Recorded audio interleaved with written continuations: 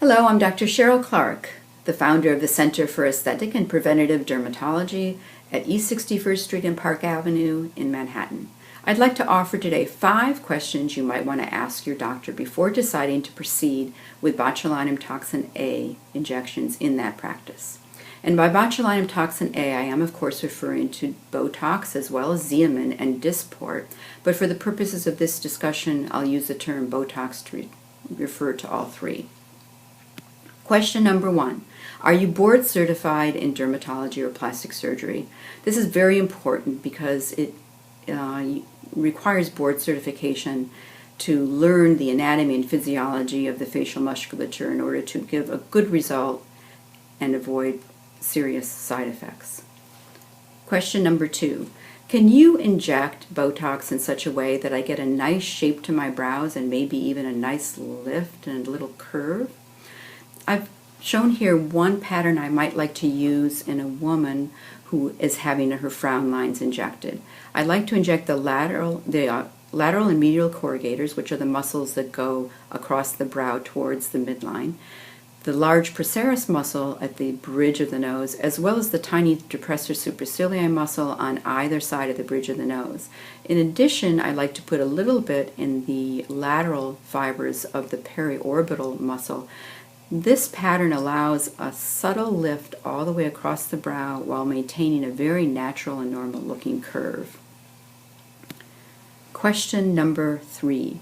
Can you prevent me from getting that horrible quizzical brow, that upside down V near the end of the brow that looks like Jack Nicholson in The Joker?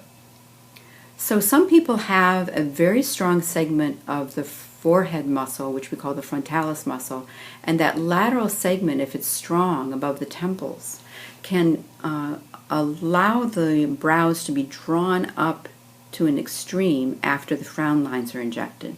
Your doctor should be able to examine you to see if you have this strong component and treat it with a tiny amount of Botox to prevent that from happening, both in that upper forehead as well as under the lateral aspect of the eyebrow. So you still get a nice lift to the brow without it being peaked. Question number 4.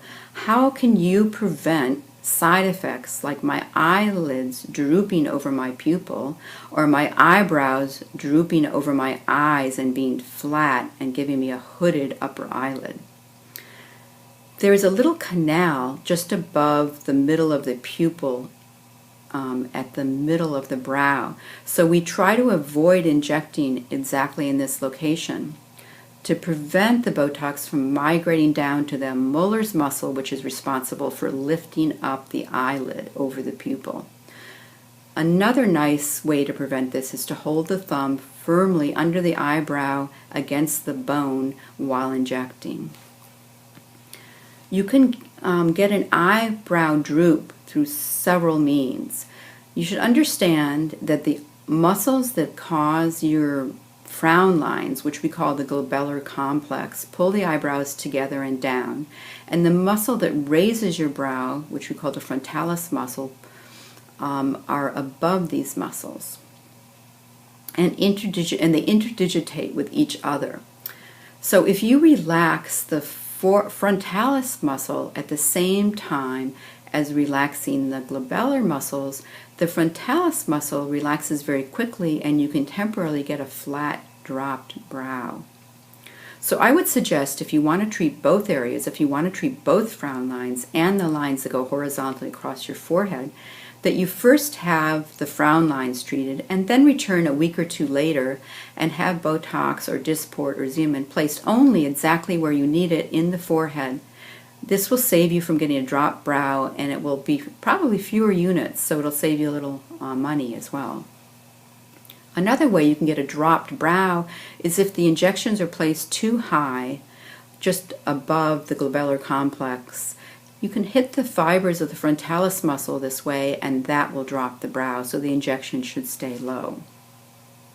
Lastly, if you only want to have the forehead muscle treated, if you only want to treat those horizontal furrows, It really should be placed fairly high so that you don't get a dropped brow. That lower portion of the frontalis muscle will still be active and will still be drawing your brow up. So you can have the Botox placed high in a small number of units and then come back a week or two later and have it touched up with just a tiny bit more if it's still necessary.